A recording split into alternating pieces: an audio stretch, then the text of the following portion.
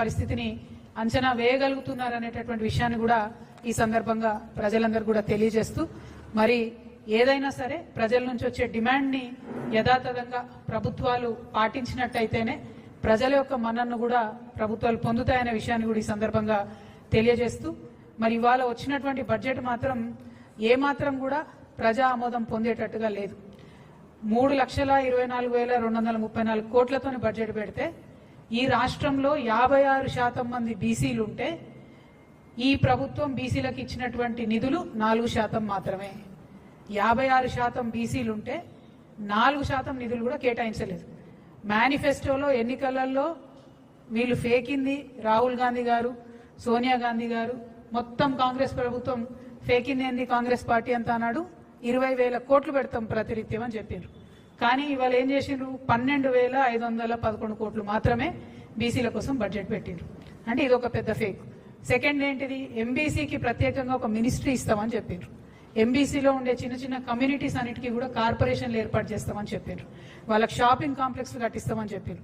ఎక్కడా కూడా ఆ దిశగా ఒక ముందడుగు వేయడం కానీ, మరి వృత్తి పనులన్నీ కూడా గ్లోబలైజేషన్లో పోతున్నాయి కాబట్టి వాటిని ఆదుకోవాలనే ఆలోచన కానీ ఎక్కడా కూడా లేదు. కేవలం తెలంగాణ జాగృతి మాత్రమే ఎంబీసీల గురించి బీసీల గురించి ఆలోచిస్తుంది. కాబట్టి మేము చెప్పినాం, ఒకనాడు వస్తుంది మా ప్రభుత్వం, వచ్చినప్పుడు పుస్తెలు మట్టెలు చేసేటటువంటి జీవో మీద మొదటి సంతకం పెడతామని కూడా చెప్పినాం. ఎందుకు చెప్తున్నాం అంటే మా కమిట్మెంట్ అది. ఈ రాష్ట్రంలో ఉన్న ఎంబీసీలు ఆగమైపోతున్నారు కాబట్టి వాళ్ళ పట్ల ఈ ప్రభుత్వం శ్రద్ధ లేని వ్యవహారం చేస్తుందనే విషయాన్ని మళ్ళొకసారి తెలియజేస్తున్నాం.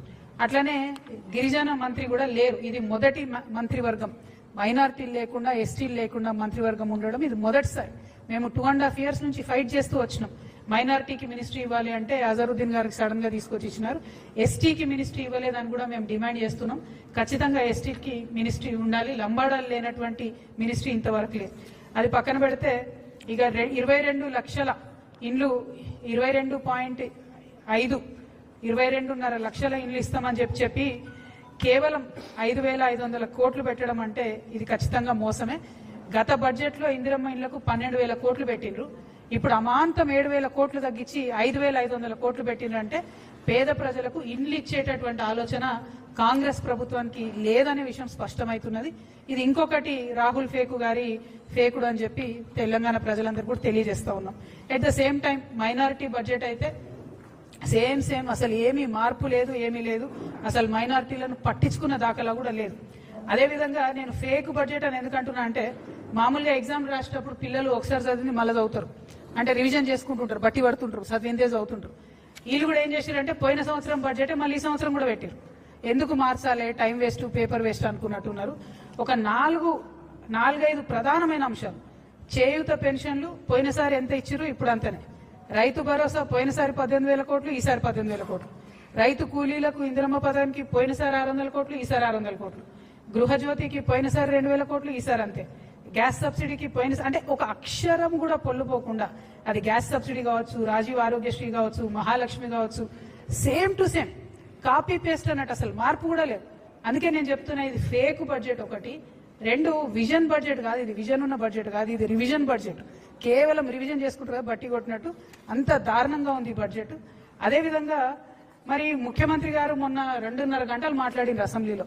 మాట్లాడుకుంటే ఏం చెప్పిండ్రు, పోయిన ప్రభుత్వం చేసినటువంటి అప్పులన్నింటినీ మేము చాలా కష్టపడి తగ్గించినాము, రేట్లు తగ్గించినాము.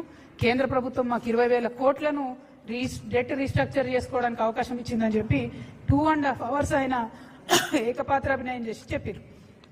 మరి చెప్తే ఇక్కడ ఒక సూటి ప్రశ్న కాంగ్రెస్ ప్రభుత్వానికి. పోయినసారి బడ్జెట్లో వాళ్ళు ఏం ఎస్టిమేషన్ వేసారంటే, కేంద్ర ప్రభుత్వం నుంచి వచ్చేటటువంటి గ్రాంట్స్ 22,782 కోట్లు ఉంటాయని చెప్పారు.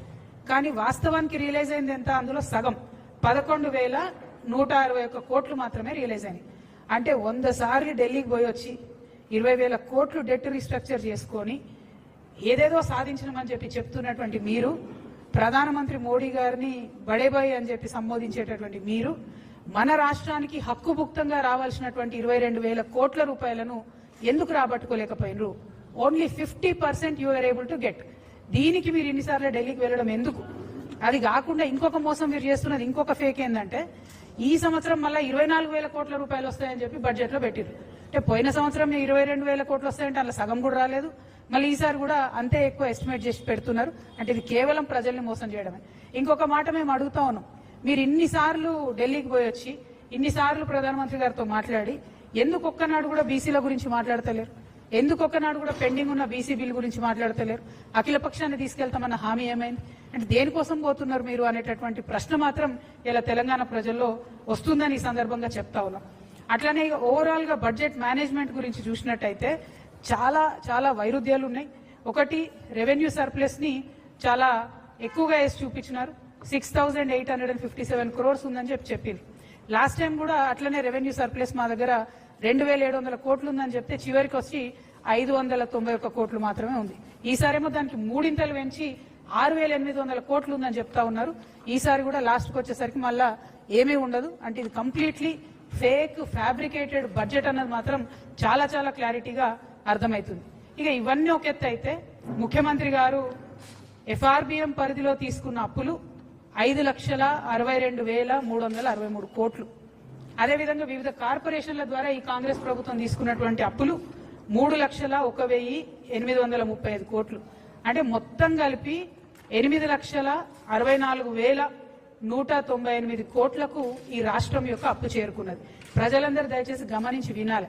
8,64,198 కోట్లకు చేరుకున్నది. అంటే ఒక్కొక్క వ్యక్తి మీద ఈ రాష్ట్రంలో 2,16,000 రూపాయల అప్పు ఉన్నది. ఒక్క మనిషి మీద నెత్తికి 2,16,000 అప్పు ఉంది.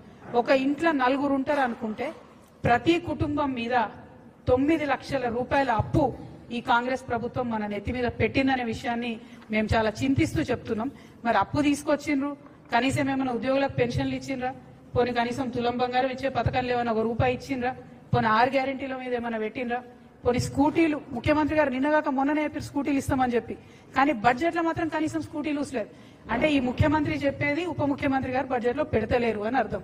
మరి వాళ్ళిద్దరికి శృతి లేదు మతి లేని వ్యవహారమా, లేదా రాష్ట్రాన్ని ఎట్లా పరిపాలించాలో అర్థం కాని వ్యవహారమా, లేదా రాహుల్ గాంధీ గారు ఆడ కాన్స్టిట్యూషన్ పట్టుకొని ఫేకినట్టు ఇక్కడ బట్టి గారు అసెంబ్లీలో బడ్జెట్ లో ఫేకినరా అన్న విషయం మాత్రం తెలంగాణ ప్రజలు ఆలోచించేటటువంటి సందర్భం. మీ అందరికీ తెలిసిన విషయమే. మరి ఉద్యోగాలకు సంబంధించి మేము డిమాండ్ చేస్తూ వచ్చినాం. ఖచ్చితంగా మీరు ఉద్యోగులకు సంబంధించి 2 లక్షల ఉద్యోగాలు ఇస్తామని చెప్పిండ్రు. వాటికి సంబంధించి డబ్బులు రిలీజ్ చేయండి, వాటికి సంబంధించి బడ్జెట్ పెట్టండి అని చెప్పినాం. కానీ రాష్ట్ర ప్రభుత్వం కనీసం దాని మీద శ్రద్ధ పెడతలేదు. సో ఈ రోజు ఒక సర్వే వచ్చిందండి. ఈ సర్వే పేరు స్టేట్ ఆఫ్ వర్కింగ్ ఇండియా.